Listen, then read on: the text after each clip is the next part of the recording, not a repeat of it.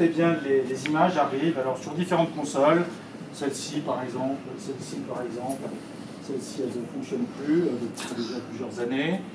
Et puis, on a à notre disposition donc ces consoles pour visualiser et rejouer les images, les interpréter.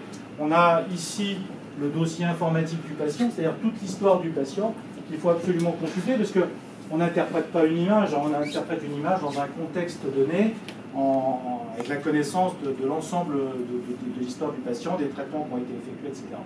Et puis ici, on a une console qui nous permet, pour tous les patients, d'avoir à notre disposition l'historique des images qui ont été faites. On a ici, par exemple, si on veut, un scanner qui a été fait en juin 2005. Et donc on peut comparer les choses de façon complète, ce qu'on appelle un PAX. Voilà, donc on ne vous a pas mis d'image là, parce que vous en avez déjà vu plein là-bas, et puis parce qu'il faut quand même une certaine confidentialité, hein, vous avez bien compris. Donc voilà, alors pour parler des effluents, alors il y a deux types. Alors on a des toilettes dans bout là, qui sont reliées à une cuve tampon.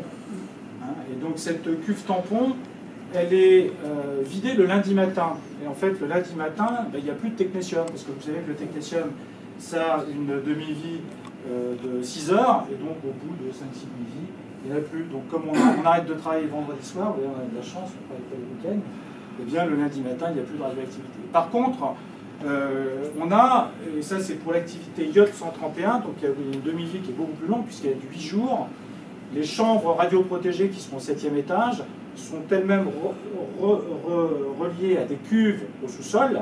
Et là, en fait, quand une cuve est pleine de pipi, eh bien, il faut attendre 3 mois avant qu'il n'y ait plus d'iode radioactif.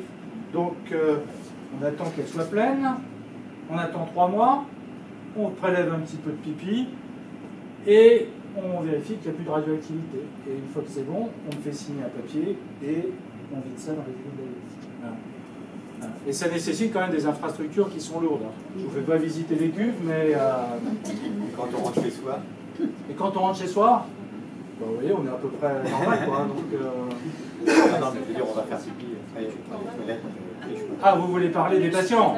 Ah, vous parlez des patients. Alors, ils vont effectivement faire pipi leur technétium chez eux, oui. Alors, si vous voulez, on leur demande de bien tirer la chasse d'eau, de faire attention à ce qu'il n'y ait pas de contamination. Mais à vrai dire, s'il y a une contamination, c'est pas bien grave. Hein, parce que, encore une fois, c'est des éléments de courte demi. C'est pas tout à fait la même chose avec l'iode 131, où là, les précautions par rapport à l'entourage, par rapport aux urines, etc., sont plus strictes que pour les dépressions. Et en particulier, par exemple, pour les patients, tous les patients qui ont vraiment des incontinences urinaires, on évite de donner de l'iode radioactif pour éviter des contaminations importantes. Il y a d'autres alternatives qui peuvent être choisies. Les cuves sont tombées. Les cuves sont tombées. Les cuves,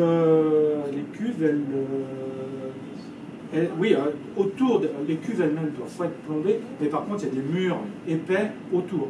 Et en fait, il y a d'ailleurs 3 cuves, je crois, et oui, des murs importants.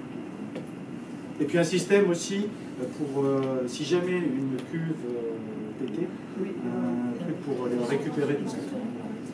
L'approvisionnement des traceurs.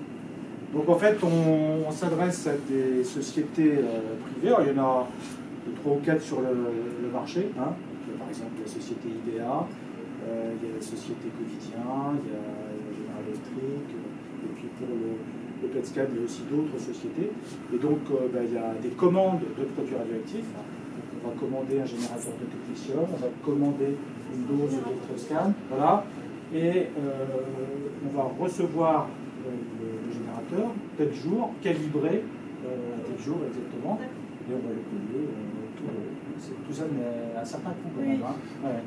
Donc, et voilà, et le générateur de technétium, on peut l'élever, hein, comme on ferait une vache, et du coup, pendant plusieurs jours, on peut disposer de technétium. Et donc, il s'est livré le matin. Et puis, bon, vous savez, vous le savez bien, puisque vous êtes dans le nucléaire, c'est très surveillé, notamment par l'autorité de sûreté nucléaire. Vous n'avez pas de problème d'approvisionnement au niveau des concerts. Il y en a eu et il y en aura. Ouais. Ouais, parce que je sais pas, mais les gens n'ont pas été suffisamment intelligents pour anticiper les difficultés. Donc là, moi, Non, mais pour l'instant, vous n'avez pas ressenti. en ce moment, ça va. Mais ça a été difficile pendant plusieurs mois et ça risque d'être à nouveau difficile dans les années à venir. D'autres questions? Parce que je sais que les radiothérapeutes doivent piaffer, donc...